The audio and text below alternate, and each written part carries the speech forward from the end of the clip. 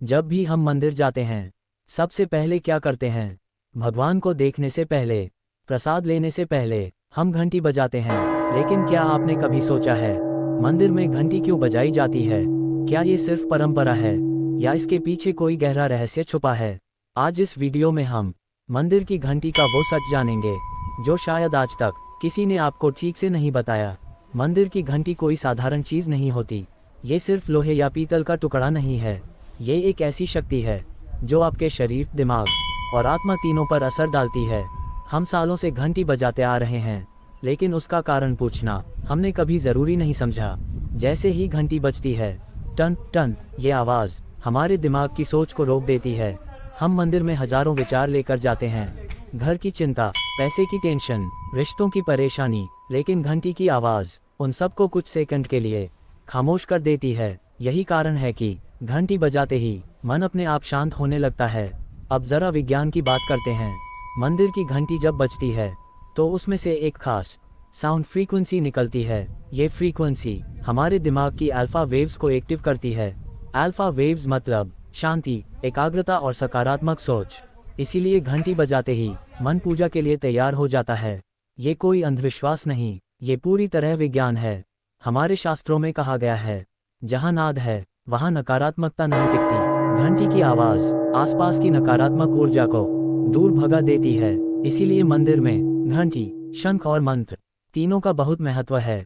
जहाँ ये तीनों होते हैं वहाँ माहौल अपने आप शुद्ध हो जाता है। एक बहुत बड़ा सवाल है, क्या भगवान को घंटी की ज़रूरत है? नहीं, भगवान सोए नहीं होते।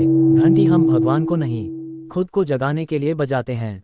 घंटी कहती है, अब जो भी बाहर की दुनिया है उसे यहीं छोड़ दो, अब केवल भगवान और तुम। अगर आपने कभी ध्यान किया हो तो आपने देखा होगा, मेडिटेशन की शुरुआत और अंत में घंटी या साउंड का इस्तेमाल होता है, क्योंकि घंटी की ध्वनि दिमाग को वर्तमान में ले आती है।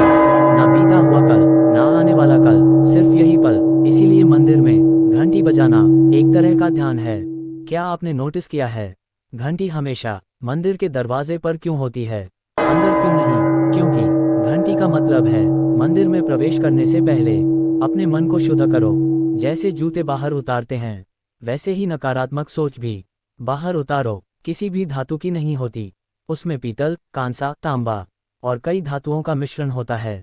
इन धातुओं से निकलने वाली आवाज़ शरीर की नसों पर सकारात्मक असर डालती है, खासतौर पर दिल और दिमाग पर। क्या आपने देखा है, घंटी बजते ही बच्चे चुप हो जाते हैं, क्योंकि घंटी की आवाज़ दिमाग को तुरंत फोकस मोड में ले जाती है।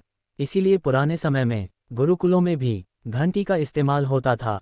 हमारे शास्त्र कहते हैं, पूरा ब्रह्मांड एक ध्वनि से बना है, ओम। घंटी की आवाज़ उसी ओम की याद दिलाती है।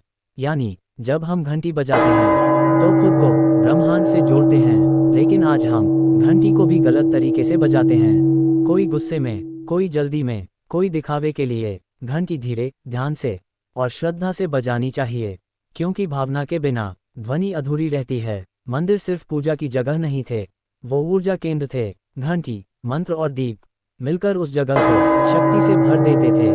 इसलिए लोग मंदिर जाकर हल्का महसूस करते थे। आज का इंसान सबसे ज्यादा परेशान है, स्ट्रेस, एंजाइटी, डिप्रेशन, और समाधान हमारे पास पहले से था, लेकिन हमने उसे परंपरा समझकर छोड़ दिया। घंटी सिर्फ आवाज़ नहीं, इलाज है। अगली बार जब आप मंदिर जाएं, तो घंटी सिर्फ हाथ से नहीं, दिल से बजाए और महसूस कीजिए वो शांति जो बाहर कहीं नहीं मिलती।